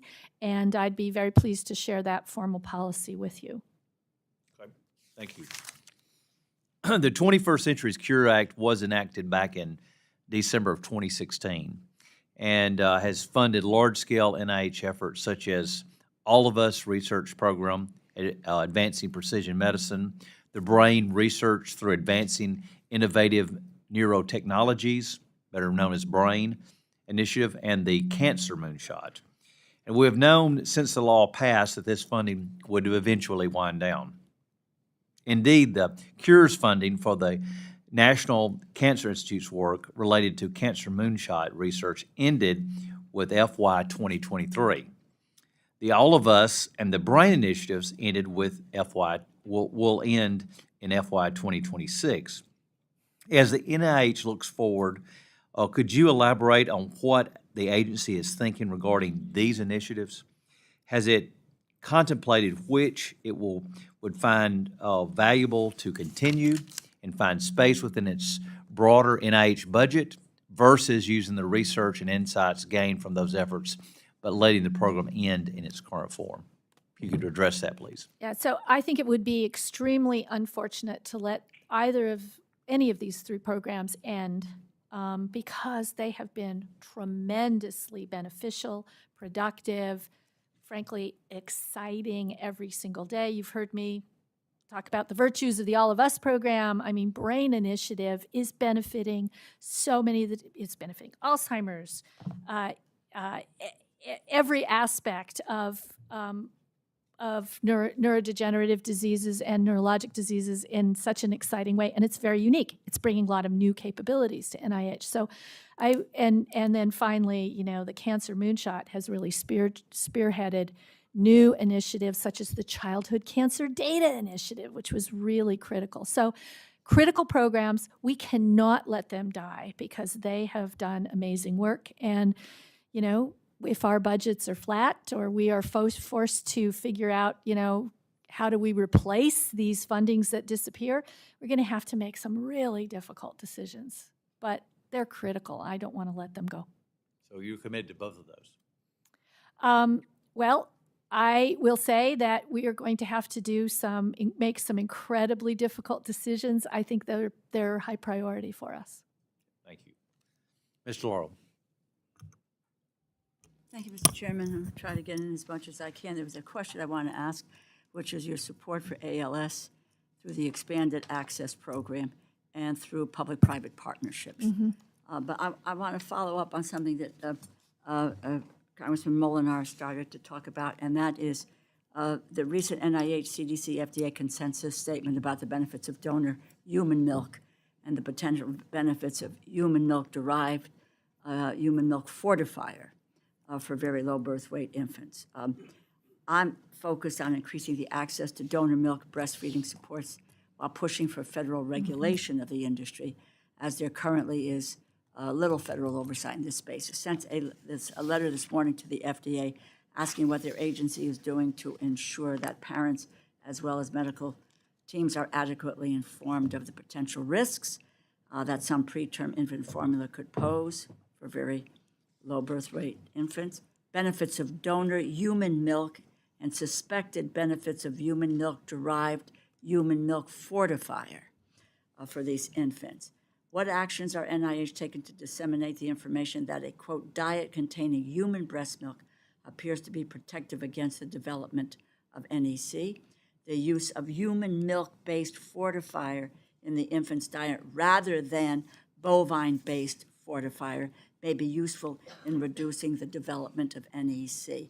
Do you see federal need to focus more efforts on the human milk-derived human milk fortifier in light of recent concerns that bovine fortifiers may not be protective against the development of NEC? And Abbott and Rickett Benckiser, the only two manufacturers making this fortifier, are threatening to exit the market following a series of legal challenges. So yes, thank you for that. In fact, I had a conversation about this particular issue just last evening with Commissioner Califf. Here's what we know. Mother's breast milk is the best. The babies die unless they get the the manufactured formula we have if they don't have mother's breast milk. We don't know about that middle ground that you're referring to. We don't know how effective donor milk is. There's lots of storage issues, lots of issues, and then also better formulations. And so that is an area that deserves much, much more research as quickly as we can. On the human milk and fortified versus bovine, right? Which appears to be. I'm not a scientist, but I would welcome the view that this has more of an opportunity to create an NEC. Bottom line, we need more research there in that intermediate. So I would love to continue that conversation. I have 9 seconds left, Mr. Chairman. ALS, Expanded Access Program. Yes, tremendous work going on with the Accelerated Medicines Partnership together with the Foundation for the NIH. That gets us with our with our pharmaceutical partners and gets us a relationship, gets us working on research together, gets us developing new drugs. And we are also committed to work on expanded access for this Okay. population. Look forward to working with you on Yep. that. Virginia. Thank you, Mr. Chairman. Dr. Simpson. Thank you, Mr. Chairman. Again, thanks for being here today. Let me ask you just kind of a question that was spurred by Dr. Harris and by Mr. Hoyer about health outcomes and stuff. I was told when I was having a conversation with Dr. Collins when he was head of the NIH that what we've become good at is finding treatments for diseases. We're not nearly as good at finding cures. So consequently, we have a lot of people who years ago would have died off that are still in our society. I should have died 50 years ago the way I've behaved. But I've had both my knees and my hip replaced, my neck had surgery, and every time I complain, my wife says, shut up. She said, 50 years ago they'd have just taken you out in the corral and put you down. So we're having more people live longer with diseases that we've been able to treat, but not necessarily cure. What does that do to the statistics of whether we are a healthier society or a less healthy society? Oh, there is no question that we look at aging and our goal of healthy aging as and how that goes together with longevity. Okay, quickly, our life expectancy. Why is our life expectancy going down as a country? It's not because older people are not getting older. It's because younger people are dying before they have a chance to get old. That is really tragic. And, there's a lot of National Academy of Science did a really nice report about this just, about 4 years ago, showing it's the diseases of despair, it's substance abuse, it is poor nutrition, diabetes, untreated hypertension in some populations, frankly, kind of in the middle of the country, in many places, rural communities that have been left out. So that is the life expectancy issue. Now, you've added another layer, which is how do we keep people as they get older healthy and active and thriving? And I think it's not just about cures. It's about making, obviously, prevention. First and foremost, prevention needs so much more attention. But then also, when we do get the understandable natural processes of aging, being able to develop more affordable, accessible, straightforward approaches to keeping people healthy and active a long time. I could talk about specifics of what they are, but we don't have time, and I'll happy to do it later. I think this issue is the biggest one facing our country in the future. Because what it's going to cost for older people to stay, and the days when parents raised their kids and then the kids took care of their parents, those are kind of gone. And trying to find care for those senior citizens is going to be a huge issue in this country in coming years, if it isn't already. Thank you. Ms. Lee. Thank you very much. A couple of things. Let me just follow up on the issue of sickle cell trait and just ask a question you may need to get back to me on. This committee years ago helped me move forward to look at the A1C test as it relates to those individuals with the sickle cell trait. We learned, and NIH had the research, but it never had been made public, that if an individual has the sickle cell trait, the A1C test that is used for diabetes could give a false positive. And I knew one physician, for example, who was treating an African-American patient for diabetes when really they didn't have it because they had the sickle cell trait, didn't know they even had the sickle, didn't even know, should ask. So I just want to find out at this point, have you all looked at now what types of tests? I mean, the A1C may have been modified to the point where now it doesn't matter, that it's moot. But also, I knew there's fructosamine tests and others that once we expose this and once we got NIH to get on top of it, labs and physicians, we did an outreach public awareness campaign to say, look, don't do this if a person has a sickle cell trait, but no one knew if they had a sickle cell trait. So going back to that. So I'm just wondering now, the A1C test, have you all looked at that as it relates to those with sickle cell trait, and is it modified now, or is there still some gray area that we need to look at?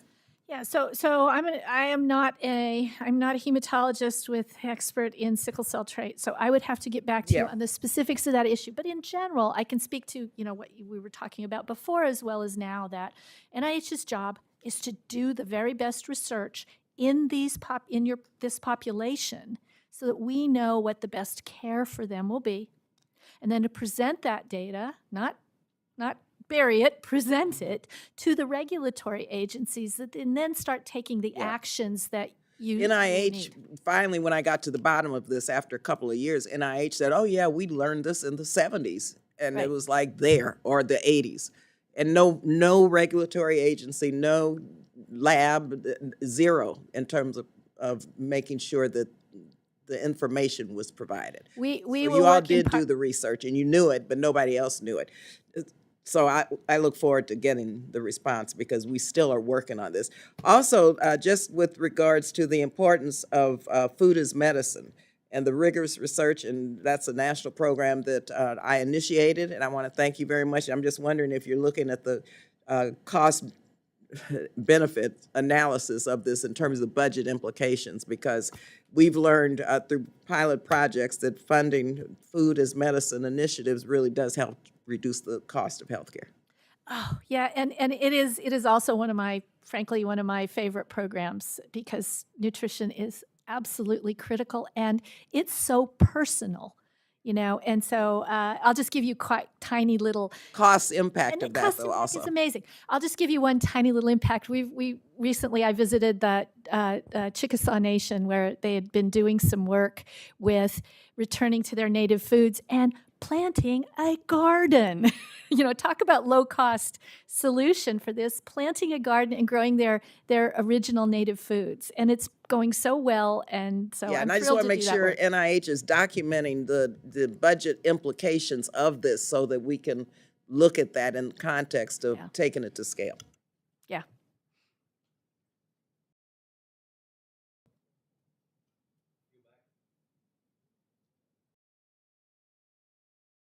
Thank you very much. And I will yield back. I thought I took my entire time.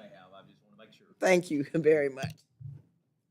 thank you very much. And I appreciate your further comments on, whether America's getting sicker or healthier. I'm just of the opinion, I look around and I know a lot of people understand that it's not getting better.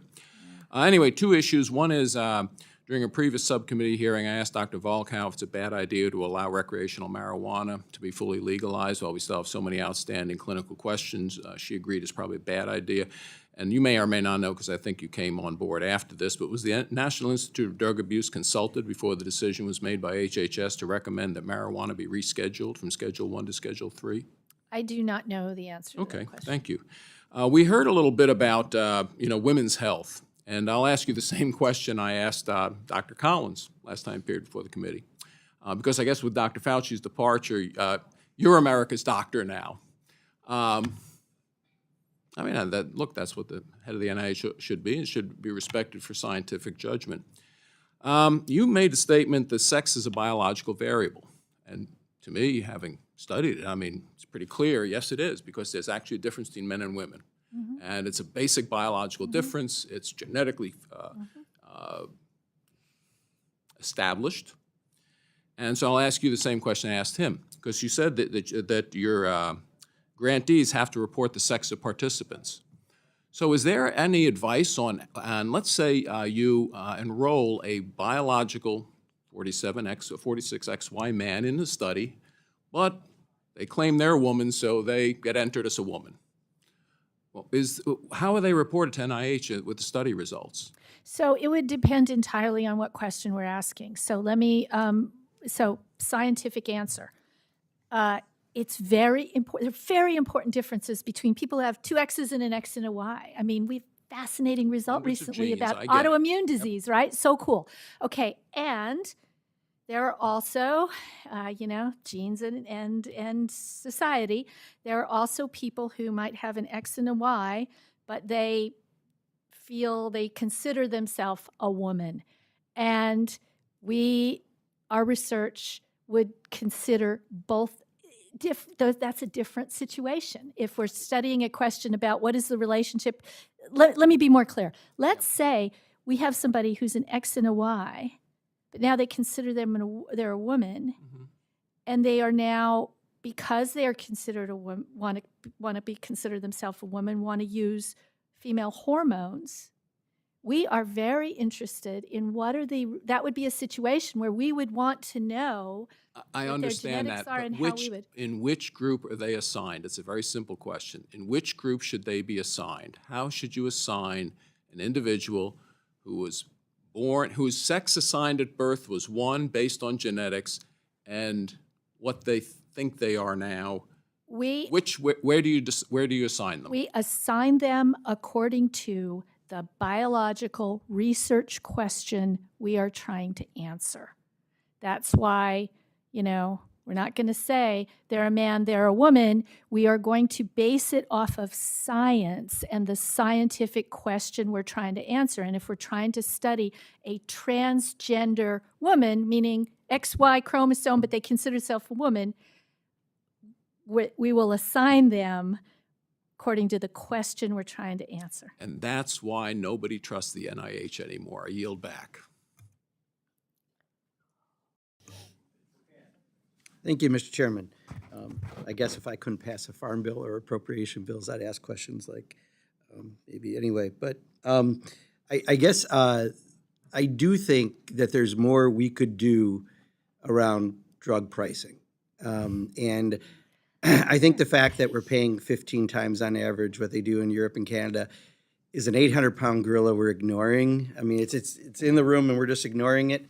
And we're doing great work on research, but I really think if there's any way to figure out how to work more, maybe you find one company and do some margin rights for the first time ever to make a point.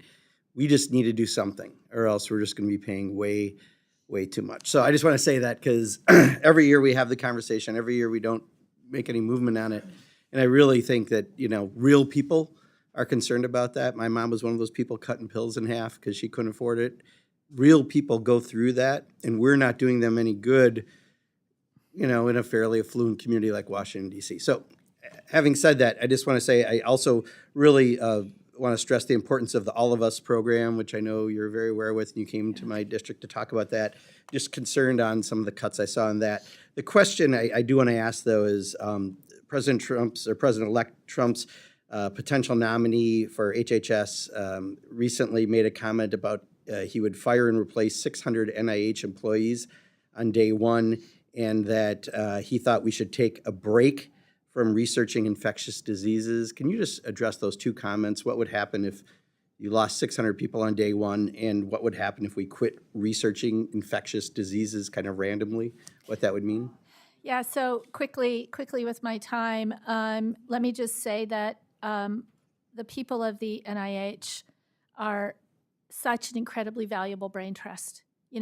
They, number one, I explained, they award 60,000 new grants every year to 300,000 researchers, 27 institutions. That is an amazing enterprise to get out the door, and I would argue with, very few hiccups, frankly, and do that every single day. So that workforce itself is just priceless and an engine toward all of our progress and to our economic advantage.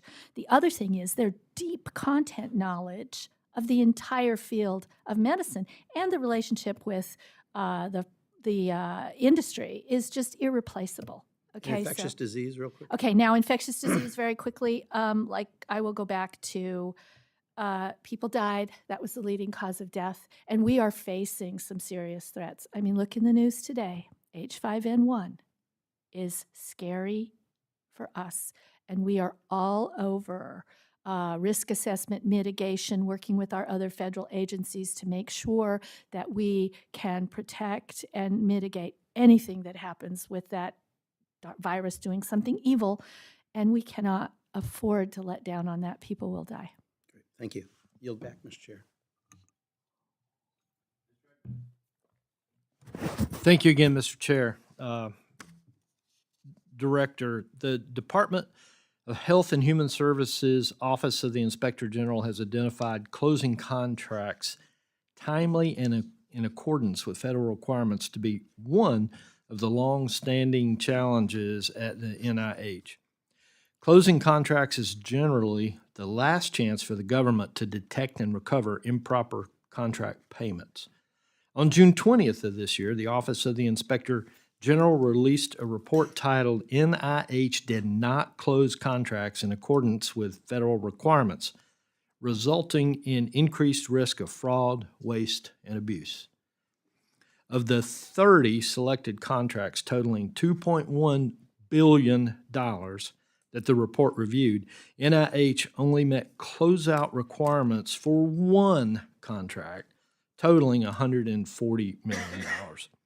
For the remaining 29 contracts totaling more than $1.9 billion, NIH did not meet the closeout requirements, which seems like a gross misuse of taxpayer dollars. What steps or recommendations have been taken since the release of that report to improve NIH's ability to close contracts? Well, thank you for that. We really appreciate our work with the OIG and that this issue has been raised, and we have been working diligently since that came out to resolve all of these issues together with them. Would you mind telling me a little bit more about what working diligently means? Specifically, what I could could this follow up committee- with you on this. I don't have it available to me right now, but I can follow up with you on the specifics of the significant progress that has been made since that report came out. All right, I'm going to include that in my written request as well. And honestly, I'm surprised that with this level of, I'm going to use the word negligence, that the director of the agency responsible would not have more firsthand knowledge. I'm really disappointed in that. With that, Mr. Chair, I yield.